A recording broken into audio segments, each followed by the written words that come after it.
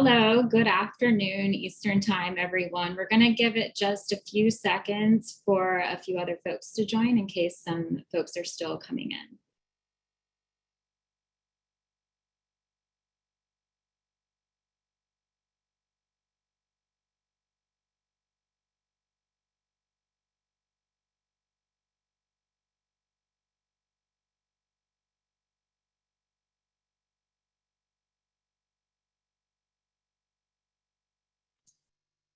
All right, we're going to get started. So welcome to Ashoka's first summer series speaker event. This is the Surveillance and Human Rights, the Impacts of Evolving Surveillance Technology. And thank you for joining us today. I'm Hannah Edmonds, and I will be moderating today's session. I'm a legal intern at Ashoka focused on data privacy and compliance and a rising 2L at the George Washington University Law School. Joining us as a panel today are my peer interns of Ashoka and Ashoka's Social Entrepreneurs and Legal Transformation Program, also called SELT. SELT provides support for Ashoka's fellows engaged in change making affecting the legal sector while providing law students with a unique social entrepreneurial experience.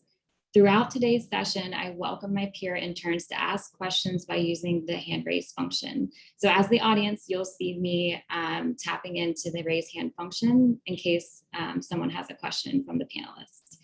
Today's session features Ashoka Fellow Albert Fox-Khan, who is a lawyer, technologist, writer, and interfaith activist advocating for stopping mass surveillance through the Surveillance Technology and Oversight Project, also known as S.T.O.P. He is the founder and executive director of S.T.O.P. Albert received his JD from Harvard Law School, where he was the editor of Harvard Law and Policy Review. He is also a fellow at Yale Law School's Information Society Project, New York University Law School's Engelberg Center on Innovation, Law, and Policy, and the Day One Project.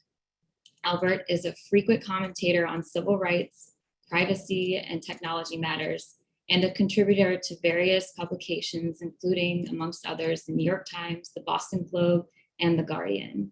He has lectured at some of the top universities across the country, and alongside his work at S.T.O.P, he serves on the New York Immigration Coalition's Immigrant Leaders Council, the New York Immigrant Freedom Fund's Advisory Council, and is an editorial board member for the Anthem Ethics of Personal Data Collection. Before I dive into an introduction of S.T.O.P and questions, I'd like to welcome Albert. Thank you so much, Albert, for joining us today to speak about S.T.O.P's work and on ending mass surveillance. No, thank you so much for having me. It's really a pleasure to be here. And for everyone who's joining on the panel, my apologies for the ridiculously long introduction. That's very flattering. Thank you. Of course. So as a bit of background on S.T.O.P, it's a nonprofit advocacy organization and legal services provider litigating and advocating for privacy by working to abolish local government system of mass surveillance. S.T.O.P's work highlights the discriminatory impact of surveillance on Muslim American immigrants, the LGBTQ+ community, indigenous peoples, and communities of color, particularly the unique trauma of anti-Black policing. S.T.O.P's goal is to transform New York City and New York State into models for the rest of the United States on how to harness novel technologies without adversely impacting marginalized communities, and focuses on these communities as being the best equipped to lead this fight to push radical change. S.T.O.P is a proud member of the Electronic Frontier Alliance, which is committed to intellectual freedom as an indispensable aspect of a democratic society. So that was a very formal introduction, but I wanted to make sure everyone has the background on what S.T.O.P is, the relationship of Ashoka's intern program to this session, as well as about Albert himself. But we're really excited to dive into the questions and get into some content here. And I'd like to begin with S.T.O.P's vision for New York City and New York State. Albert, can you describe how this vision will look as being translated to the rest of the country one day? And maybe start with, in your own words, S.T.O.P's vision and S.T.O.P's goals. Yeah, we're trying to stop the horrifying science fiction movie that is increasingly turning into a real life documentary day by day, system by system, as every aspect of our life is increasingly monitored, surveilled, automatically and algorithmically, scanned and optimized, and placing truly unprecedented power in the hands of state and local officials to track us as we go about our daily routine. And in New York, this means that when you leave the house, there's a camera. When you go on the subway, there's a camera. When you go to the office, there's a camera. And each of these can potentially run facial recognition, that your phone can run any number of apps, which aren't just tracking your location for the folks who are constantly trying to sell us whatever products the highest bidder is paying on our advertising dollars for, but also potentially selling that information to the police. And it's creating a society that increasingly bears no resemblance to one which has the level of autonomy, the level of anonymity that's indispensable to a democracy. And so our vision at Stop is, well, it's quite easy in a way, because we're just trying to tear this stuff down. It's not a complex regulatory structure. It's not a nuanced critique. It's not a multifaceted new approach. It's just saying we need to ban this technology. We need to have a complete categorical ban on facial recognition. We need to have a complete categorical ban on police drones. We need to have a ban on predictive policing algorithms. And so in a way, the goal is somewhat simple, but the complexity is in the structures that it takes to get us to that goal, and then the structures that have been built up to perpetuate these harms, both in terms of the legal structures that enable mass surveillance, the economic structures that allow people to profit from mass surveillance and from our very likenesses, and the systems that have allowed basically the most vital questions of how our societies are structured and how they are governed to be basically handed over to police. And when we cede to them the control over, how we are all recorded and how we are all watched.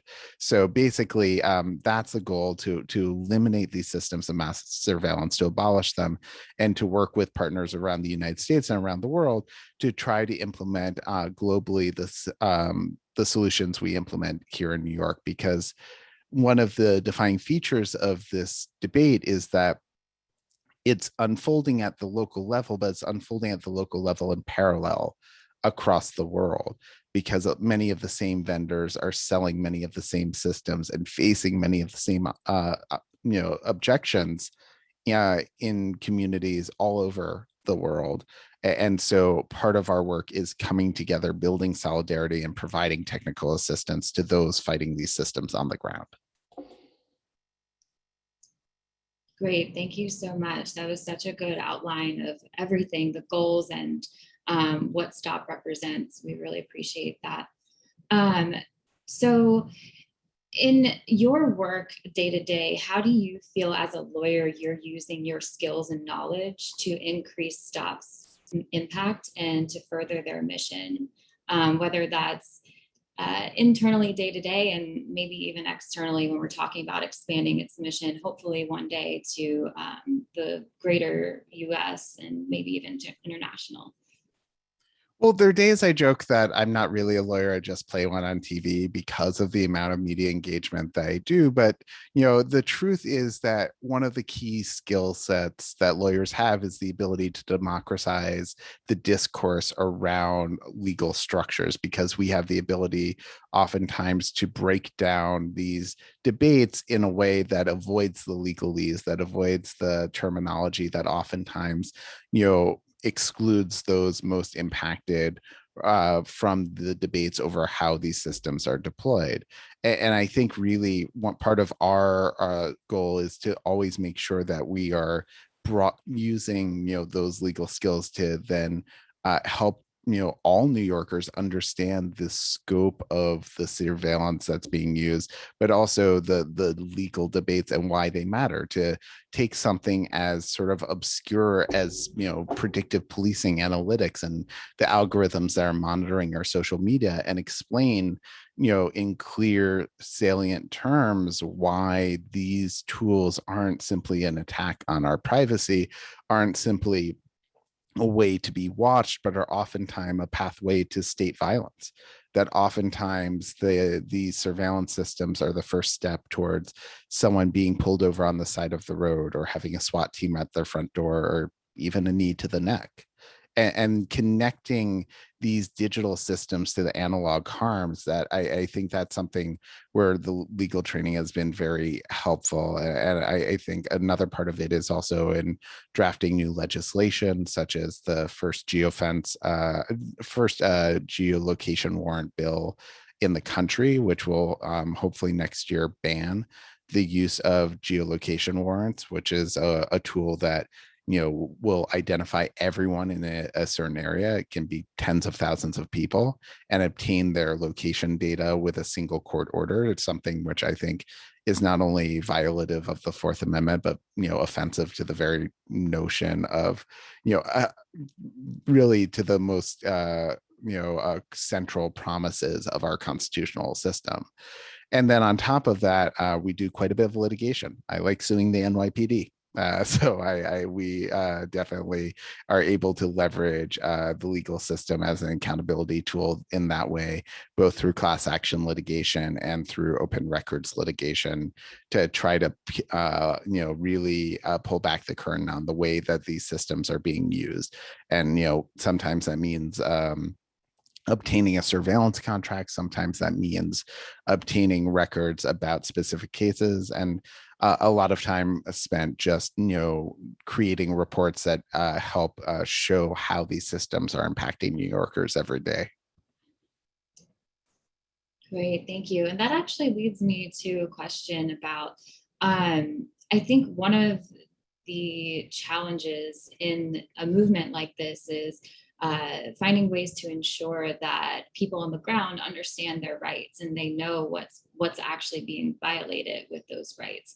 How can you give some examples or thoughts on how to educate folks, maybe even more resources they can look to so they can understand their rights, and maybe even tap into a little bit of why this is so important, especially for marginalized communities? Yeah, my sort of pedagogical philosophy when it comes to know your rights education is that one size fits none.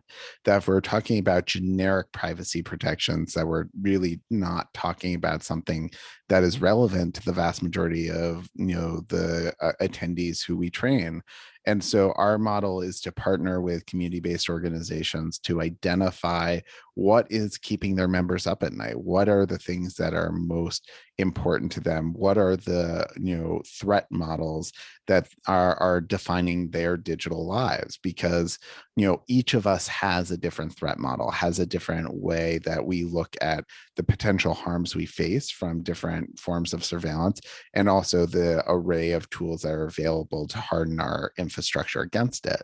And so in this way, creating a bespoke training curriculum, we're able to not just give people tools that are more effective, that are more directly applicable to their lived experience, but to create courses that are more engaging and have better participation, because we are developing an approach that really is directly targeted at the threats that our community partners are facing.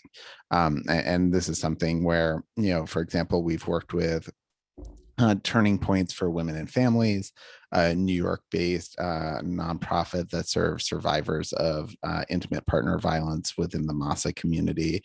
And working with them, we were able to develop toolkits that helped their clients deal with the dual threats of both heightened government surveillance as members of the Masa community and heightened risks of surveillance from their former abusers. And so looking at ways that we could equip them to better protect their privacy against very different threat vectors in that regard. And that's something that we've replicated in a lot of different scenarios and with a lot of different partners.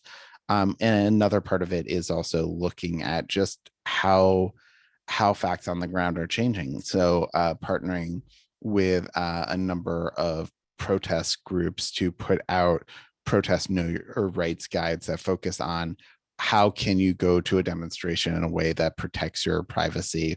What are the trade-offs of, not having a cell phone, bringing a burner phone, bringing your normal phone, and really just looking at the different ways that people can modify their behavior to protect themselves, but avoiding the traditional model of just saying that you have to be perfect in how you protect your privacy, because that sort of model, I think, often scares off a lot of participants and often, creates sets the bar so high that it can never be met. Yeah, that makes sense. I've run into a few situations where folks are clearly hesitant to do certain things or join certain things online for fear of not fully understanding their privacy rights, and that is an unfortunate byproduct of that. So on the topic, while we're here with some of my peer law students who are also interns, how could current law students possibly chart a path to where you are today? How did you get where you are? What were kind of the steps that led there? And do you have any thoughts on how someone could chart a similar path that's early on in their career? I have an absurd path. I feel incredibly lucky that I'm able to do this work every day, and I was incredibly fortunate in the way that I got to this place, and I want to fully acknowledge the absurdity of that as I talk about it, because I think it's hard for me to really not just feel very lucky.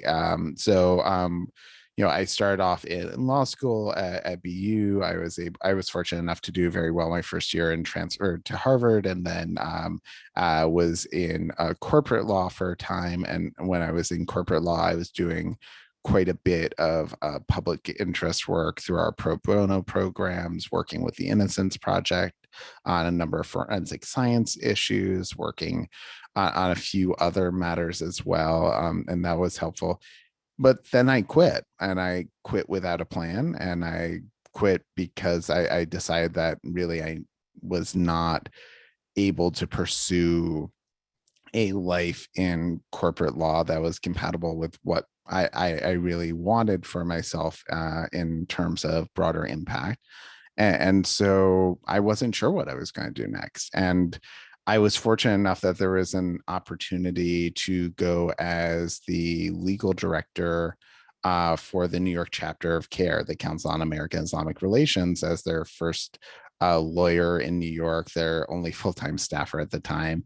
And, it was a position that was incredibly appealing to me because I had previously spent many years doing interfaith work, Muslim Jewish interfaith work in particular, here in New York, and in the aftermath of 9/11, when we saw just so many New Yorkers being targeted as part of the mass deportation raids. And you know it was very strange that there were these themes to my early activism that I never would have thought in law school would be relevant to my career, that I never thought would have any bearing on the trajectory I was going to take, but ended up being so very important.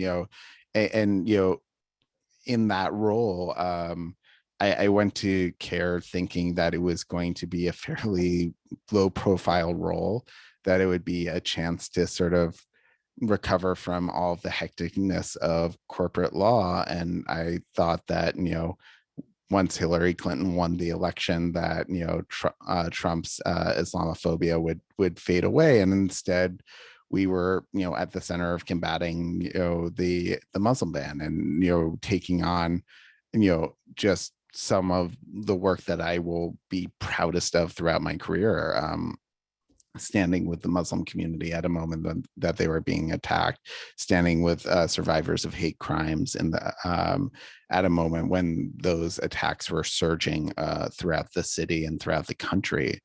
And in that role, I was able to do a lot of amazing things, but I saw this need while I was there to take on the state and local surveillance that was being targeted at my clients, because, I'd grown up a computer nerd. I proudly wear that label, and I followed how this technology had developed. And I realized that in Washington D.C. we had been having a lot of the same debates since I was in high school about the Patriot Act, about Section 230, about a lot of these laws that keep coming up over and over again, but really without much public comment or without much public debate. We'd seen this just fundamental transformation of the surveillance technology that was being used by our state and local police departments, and in that moment saw that there was a chance to do this special sort of work that was brought together all those years of activism, brought all together all those years of technical nerdiness, brought together the civil rights legal training, and really could be something special. I feel really grateful that I had the chance to really create an organization that had where I could tap into all of those different interests. So I would say, trying to turn that into a teachable narrative in any way, I think that the big takeaways are, really to look at the passions you have in your life and not start off with this expectation that you have to conform to some pre-existing notion of what is a marketable skill, what is a viable job pathway, but to really look for the things that you distinctively care about, that you care about, and other people don't get why, where you can talk about it for hours and people think that it doesn't really matter, but you see the way it's going to have a huge impact. And I think that for a lot of us, surveillance happens to be very timely right now. It doesn't have to be something that's that fast moving, but something where you see a really undermet need. And I think building towards a career in that field, whatever it is really important. I think developing a voice early on in law school is really important. I regret that in hindsight that I didn't spend more time trying to publish op-eds as a law student, trying to be on Twitter as a law student, trying to be someone who is vocal in the world. Because I think that in law school, you do have more credibility than you realize as a commentator, as someone who's able to speak truth to power, who's able to, submit publications and to, leading outlets and have them taken seriously. And oftentimes, I think we are put in the position as law students of thinking there's so much we have to learn, and there is, but guess what? You've still have a lot to learn once you're practicing. And so I think there's really every single one of my interns, I try to make sure they publish op-eds by the time they're done with us at S.T.O.P. And it's something that I encourage them to keep doing throughout their law school career, because I think it's being able to do that not only gives you the powerful tools of leveraging the media, but working with a good editor and training yourself to succinctly present on complex topics to a wide audience, that's incredibly good training for any type of legal practice. Wow, that's great advice. I know I took a lot of tidbits from that, and I hope that my fellow interns did as well. It looks like we actually have a question from Isabel. Isabel, you can go ahead and unmute yourself. Hi, can you hear me okay? Awesome. Yeah. Well, I just wanted to quickly say thank you, Albert, so much for being here. I wanted to touch on this topic that we're on right now about, being a law student, not being afraid to be more outward with our opinions and what we care about, and not feeling afraid to express ourselves and our passions. I still do find that a lot of people I know who also might be going to law school or are young professionals themselves still feel afraid to utilize platforms such as Instagram or Twitter or Facebook to speak up as much as I feel like they do when I'm in conversations with them one-on-one, face-to-face. I know that being outward with your opinions on a platform such as big as Facebook and Instagram can be really intimidating, but I agree that it can be really useful and beneficial to be brave to speak up about what you care about and what you believe in. I'd love to get your opinion on how me and Hannah and the rest of our fellow interns can be kind of a model for other students to not be afraid to utilize those platforms the way that we should be. I'd love to get your advice on how we could be better constituents in that way. Well, if you're asking about Instagram, I'm not going to be able to give you any good advice. I've got like 12 followers. And I think most of them are accounts created by my mom. But like in terms of Twitter, I think it's very easy to map out who are the people who are speaking most frequently on the issues in a specific legal topic. Law professors, legal commentators. It's a very active scene on Twitter.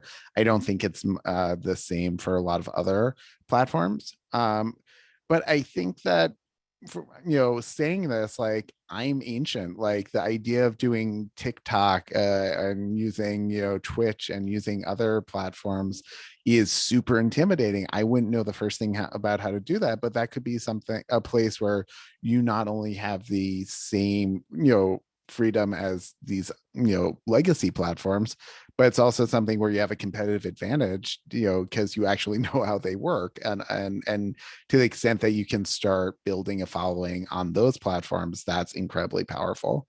And I think just my usual advice when it comes to any sort of career path stuff is take the plunge that scares you the most. So if that means pitching the New York Times, then doing it. If that means pitching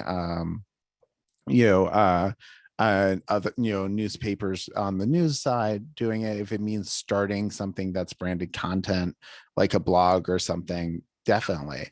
But I would say that really in terms of the things that are most that are where it's easiest to get started, it really tends to be publishing op-eds, finding out the newspapers you can work with, using that, because when you have that op-ed, it's not just something you can post about on social media. It's not just going out on the website for that publication, but it's something that you can then add to your clips file and use to continue to build up your voice. So I would say that that's a part of it. Obviously, though, I do want to add the note that, like, some law firms, some organizations can be incredibly conservative when it comes to certain topics. So you do want to understand the ramifications for speaking about certain issues if you are planning on going into more conservative environments, and small c conservative. Thank you, Albert. We have another hand raised. Anna? Yeah, I guess sort of going off of what Isabel asked about, like writing these different op-eds, using different platforms, and also going back to a note you had mentioned before about, the ability for a lawyer to break down legalese and package things in layman's terms.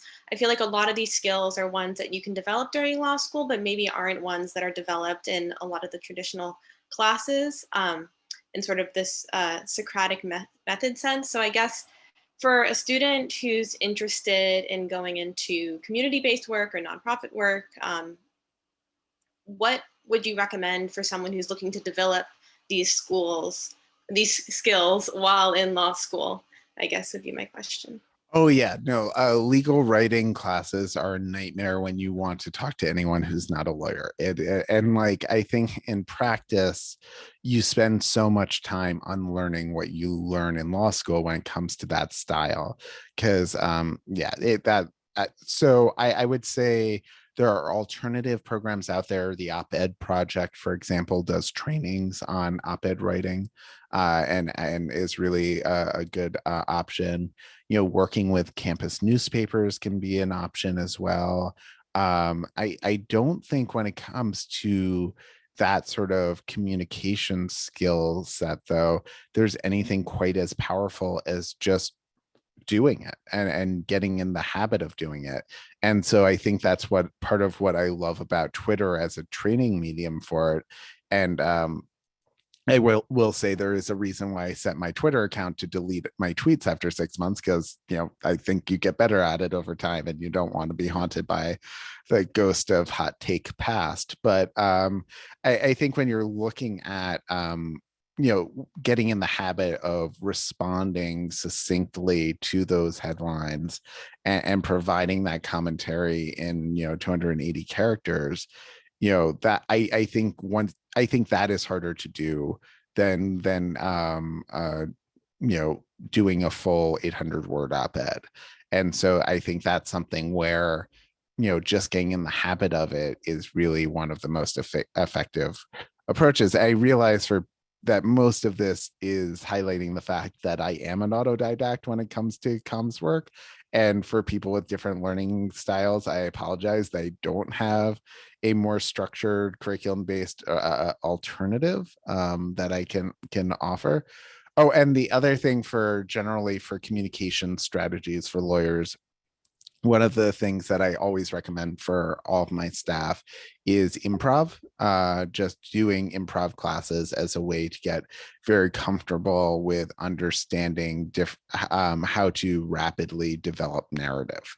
And I think that is one of the most important parts of being effective at communicating about legal concepts. Thank you so much, Albert. It looks like you've hit a hot topic here with my peers. We've got a couple more questions. And then I do want to get back to a couple more questions for myself about S.T.O.P's work. So let's start with Anu, and then we have Aaron after Anu. Can you hear me okay? There's something in the background. But I was just wondering, kind of related to engaging with people and debating vocally, just what's your best counter argument to the propaganda that's thinly veiled racism, that if people aren't doing anything wrong, they shouldn't have a problem being surveilled? Because for me, that's intuitively something's wrong with that, but it's hard to put into words. And I just want to know what's a good answer when that comes up in the debate.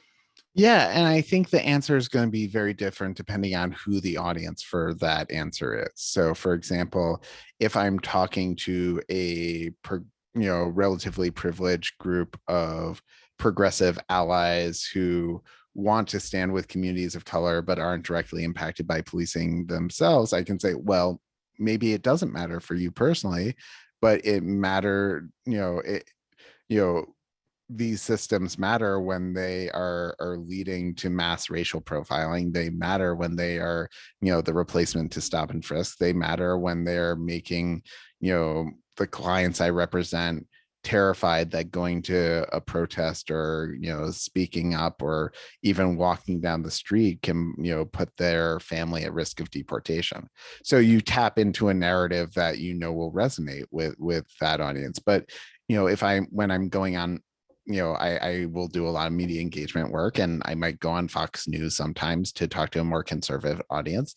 And there I can talk about the threat, a very different set of threats. For example, I will talk about, when I talk about geolocation data, I'm not going to talk about the NYPD as much, but I am going to talk about the IRS. I'm going to say how, the Department of the Treasury's Inspector General criticized the IRS for using cell phone location data, but purchasing it on millions of Americans without a warrant. and that sort of unchecked power gives them the ability to track our movements at nearly any time and without any checks whatsoever. And tapping into an autonomy narrative there, a liberty narrative, but doing it in a way that resonates with the concerns that audience is more likely to have. But I think it's a really one of the most dangerous things in America right now is the fact that we have such a fractured media landscape that there very rarely is a shared set of facts and very rarely is a single narrative that will be accepted by stakeholders across the board. And so the art of persuasion oftentimes is simply the art of tailoring that argument to the audience you want to engage in. And I think, yeah, so like my colleagues who do jury trials are, we're never going to use the same audience with the same argument with a jury in the Southern District of New York and the Southern District of Texas. It's just these are very different communities, and you end up using very different rhetoric. Does that make sense at all? Yeah, that was a great answer. Thanks. Okay, great. So I think now we have Erin. Thanks, Hannah. And I hope you'll forgive me, Mr. Khan. My question's a little bit off the media train, but I guess I was thinking about what you said when you described engaging with folks on the ground. And I guess when I think of on the ground, I think that must be an enormous challenge with something like electronic surveillance, because technology and the capabilities of mass surveillance systems are so difficult for a layperson to understand, right? Like I imagine you have a pretty sophisticated understanding of what different technologies are able to do and how to block them and how they're deployed. But to an average person who doesn't work in the industry, it's a hugely unfamiliar thing. And I'm trying to imagine, going to a community that already feels themselves to be under threat and explaining to them this new massively scary thing that is going to make their lives so much more difficult and so much more dangerous. And I wonder if you could talk a little bit about how you navigate those conversations, on the ground, so to speak, with people who really can't be on the ground unless you're, in this like very niche industry.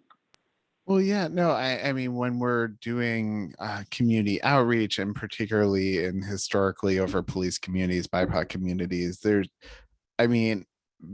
clients we work with, the community partners we work with, they don't need to be told that they're under constant threat from the NYPD. They don't need to be told that they're constantly having their rights violated. These communities have been fighting NYPD abuse since long before I was born. And I think that where we can really be of service and help our community partner groups, the community-based organizations we work with, is not just identifying novel threats, but providing novel solutions, providing an advocacy and coalition framework where we have been able to get dozens of organizations to come together and fight for a ban on facial recognition in New York City, to fight for the passage of the Post Act, the first anti-surveillance law passed in New York since 9/11, to fight for a ban on geolocation data sales. And that, for me, is the most important thing that we can do, is really make sure that we never feed the sense of despair and hopelessness that so many people can have when they look at the surveillance landscape, and make it clear that none of this is inevitable, right? The same exact technology that is blanketing New York today, and which is deployed in even greater amounts in throughout Shanghai and certainly Shenzhen, that same technology is available in every country around the world, but we don't see the same technologies being deployed in the same levels when you look in Sweden, or you look in Norway, or you look in Canada. You don't see this blanket surveillance network, even though they have the technological capacity to do it. And that's because you have a broader social consensus against this proliferation of mass surveillance. They have made a choice as a political matter, as a legal matter, to prevent this sort of Orwellian reality that so often is presented as unavoidable. And so we can sort of provide not just the reminder that this technology is a choice, but provide the vehicles to help push back and piece by piece to dismantle the surveillance state that we've built up here in New York.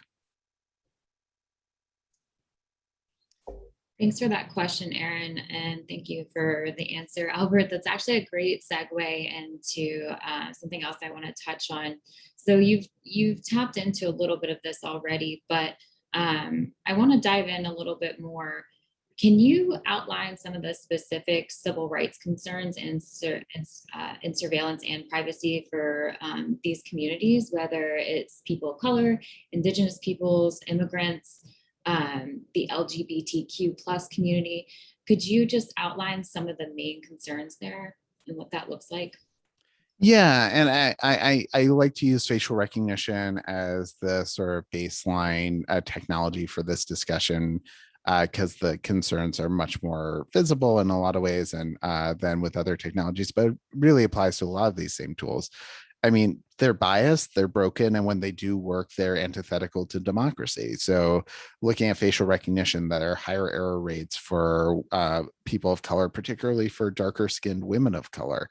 There are higher error rates for the elderly, higher error rates for teens and children, basically higher error rates for anyone other than me, anyone other than a middle-aged white man. And that is creating a system where it's not just a risk of, some abstract error. It's a risk of, a police encounter at a moment when we know just how deadly every interaction with law enforcement can be.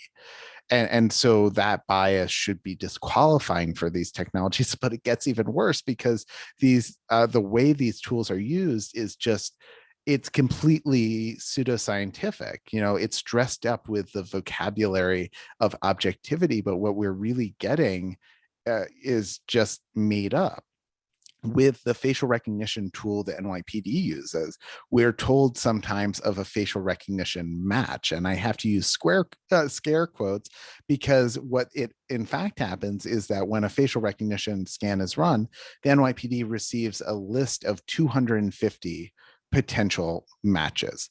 250 photos every single time they run a search. And then human beings will sit around a computer monitor, look at those 250 sets of photos, and make a determination of which photo is the correct match.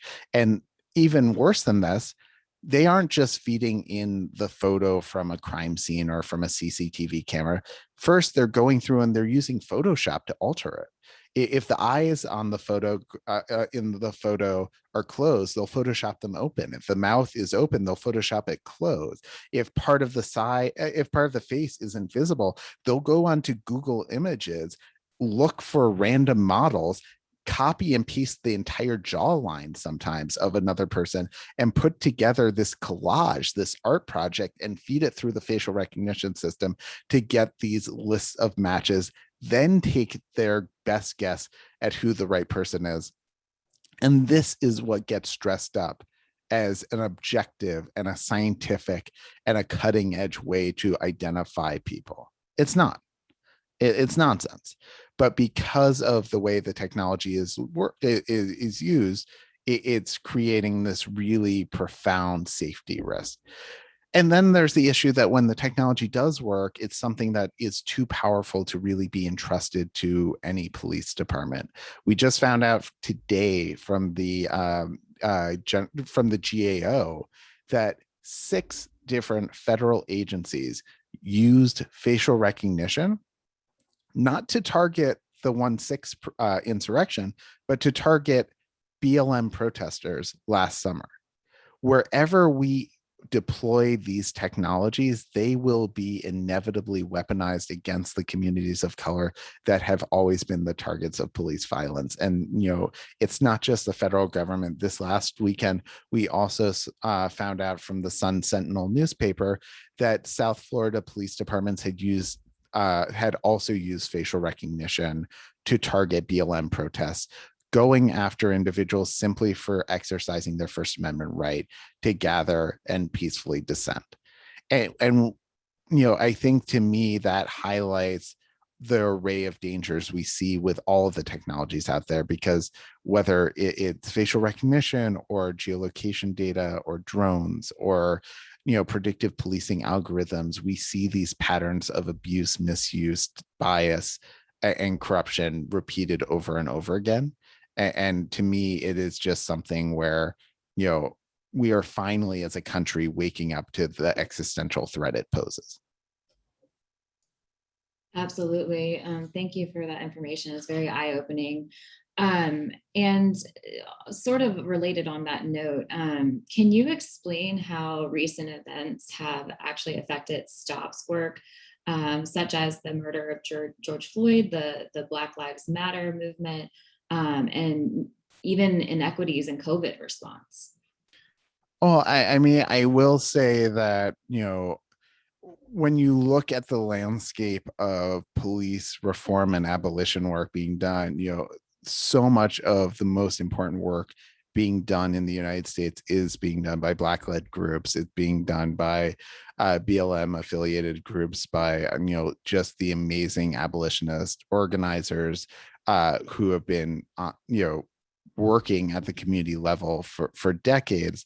And so I just want to fully acknowledge their indispensable leadership throughout not just this past year, but for decades. But I will say that at the because of the growing national awareness of just how deadly police interactions can be, it has helped us in educating the broader society on the ways that surveillance can create some of these same deadly risks that all police activity do. And so in that way, it really has, I think, helped push back on some of the narrative of, oh, this doesn't really matter, or oh, this is just philosophical. No, when we're talking about police surveillance, we really are talking about weapons that are used to not just arrest individuals, not just to threaten their physical safety, but to deport families and really enable all of the worst abuses we saw under the prior administration. And with regards to COVID, it was really not something we didn't expect to do public health surveillance as part of our work when I founded S.T.O.P. But last year it became clear that there was a new layer of surveillance architecture being developed in response to the pandemic that really raised many of the same concerns as the policing infrastructure, in part because it could easily be co-opted as policing infrastructure. Everything from exposure notification apps and thermal imaging cameras were just one subpoena away from being turned into a new form of mass surveillance. So we not only did a lot of advocacy and education work around these tools, we also were part of a coalition that helped pass the first law in the country banning police access to contact tracing data, making it clear that you can never co-opt this indispensable tool of public health in order to arrest and deport New Yorkers. We also have been doing a ton of work on vaccine credentials, trying to not just push back against, the use of vaccine apps, which have the potential to, enable mass police surveillance and also are deeply inequitable and discriminatory. But we've also been doing quite a bit of work to also push back against those who would use our criticism of vaccine apps to target traditional public health measures like school-based vaccine registries, which have been used for decades to save lives and boost vaccination.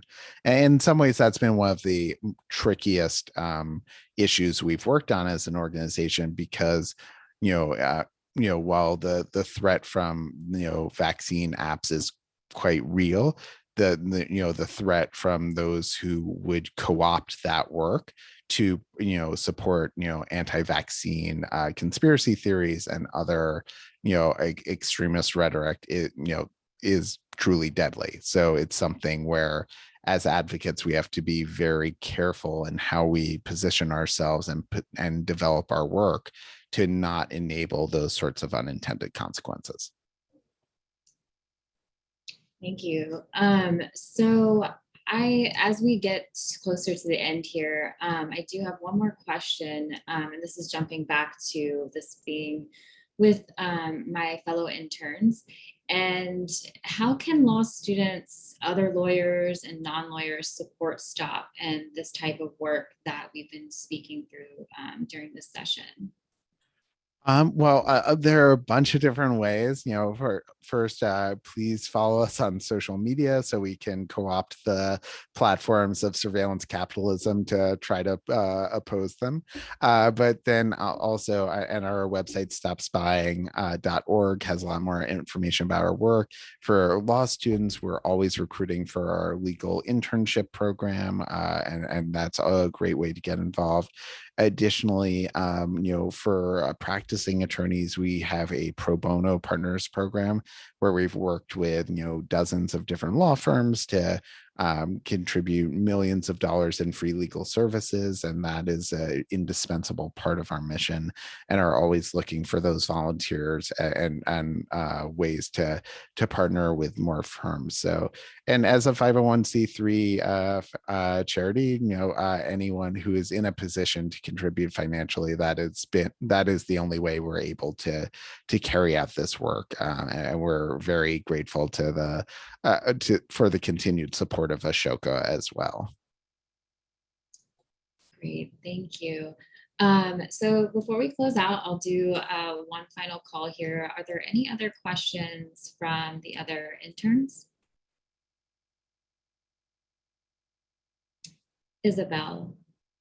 I just have a pretty simple question, just for advice that I could give to my friends and myself personally, who is someone who's not as intellectual about data privacy as I have recently become. I've learned much since I've been working at Ashoka, but for other people, friends that I know, what tips and advice could a handful of tips could I give them to be better about protecting their privacy? Like I was saying before on Instagram, and I mean, Snapchat uses geomapping. If you allow it to, you can see people's locations on Snapchat. What are ways and advice that I could give to my friends on how to better protect themselves, since it's very easy to not know exactly who is able to access their data?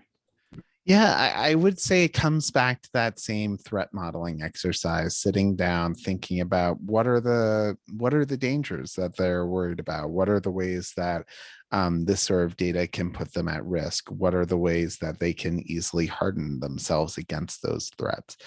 For some people, for example, if I were to talk about the risks of police surveillance that my clients face, some of it may not resonate at all. It may not be a threat to them. But if I'm to talk about the threat that comes from financial scams, from people who would try to take their banking information and try to impersonate their identity in that way, then suddenly it is something that seems very risky. So we really have to go through and figure out what are the things that are most concerning, and then what's the low hanging fruit. For example, one of the tools that I basically recommend for everyone, and is always a fairly easy fix, is using something as simple as a password manager to make sure that you're never memorizing passwords, never reusing passwords, never using the same passwords.